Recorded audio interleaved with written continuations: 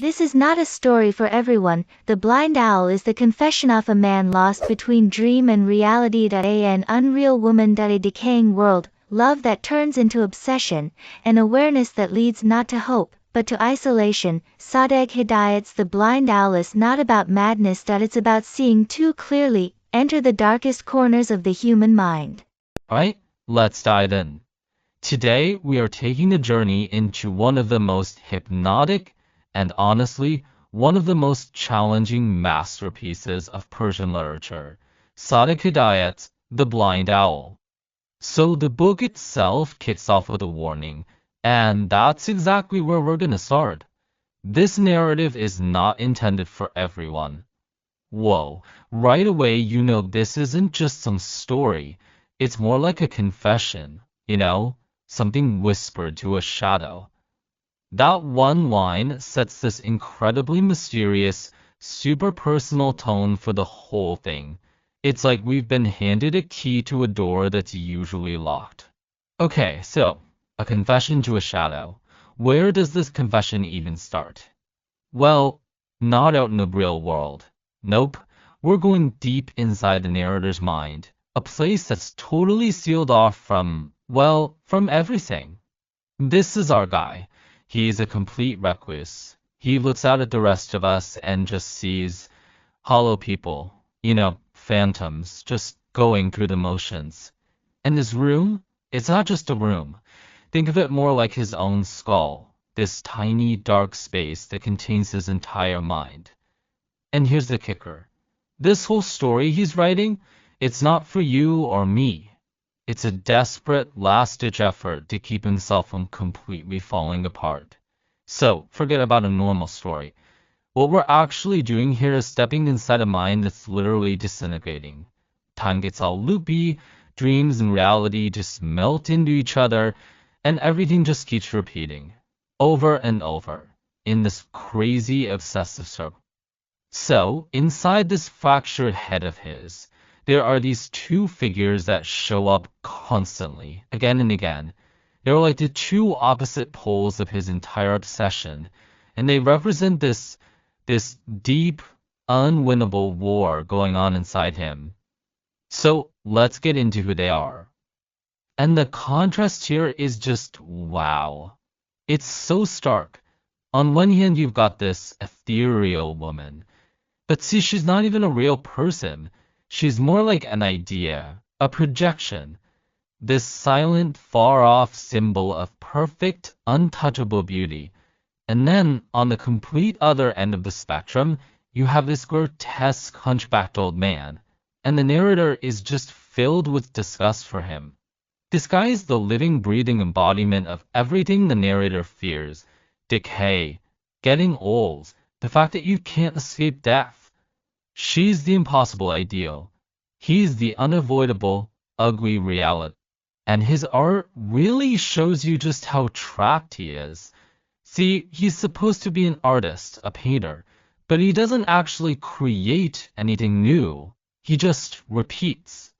Over and over and over, he paints the exact same image, that beautiful woman and that decaying old man. This isn't art, it's a symptom. It's the visual proof of a mind stuck in a feedback loop, forced to just stare at its own internal war forever. Okay, so something's gotta give, right? This level of obsession, it just can't last. The tension has to snap.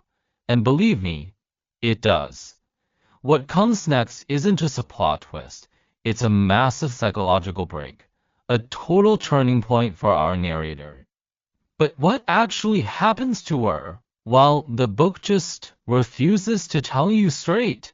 Does this perfect woman just fade away? Did he kill her, maybe to try and own her forever? Or, and this is the big one, was she ever even real to begin with? That confusion, that uncertainty, that's the whole point. We're watching reality itself completely crumble. So let's walk through this horrifying sequence. First, the ideal fades. He realizes he can't preserve her. Perfect beauty just can't last. And his reaction isn't anger. It's this deep, ice-cold despair. Then comes one of the most infamous scenes in the book. He dismembers her body. But it's not a crime of passion. There's no rage. He does it with this weird, detached focus, almost like he's trying to solve some impossible riddle. And right there, bam, the whole dreamlike feel of the first part of the book just shatters, and it opens the door to something way, way harsher. And that brings us to the second half. The dream is officially over, and what rushes in to fill the void is this raw, brutal, inescapable stuff. Welcome to what he calls the prison of reality. And man, is the shift jarring. That first woman, the silent, ethereal one, gone, replaced by woman number 2, who he calls his wife, or sometimes the bitch. And she is everything the first one wasn't. She's loud, she's in his space, she's sexual, she's unfaithful. So the first woman was this pure ideal he could never touch. This second woman is the messy, vulgar, sweaty reality that he can't get away from. She's all flesh and sickness and desire. So now in this new reality, all that disgust he felt turns outward. The human body itself becomes this gross, rotting prison cell for the soul. Things get really weird. Identities start to just collapse. He'll see the old man's face on some random person on the street. He sees his own face in people he hates. It's like everyone is just a cheap, repeating copy of everyone else. He starts drinking heavily, which just makes everything fall apart faster. And when the violence comes back, it's just mechanical.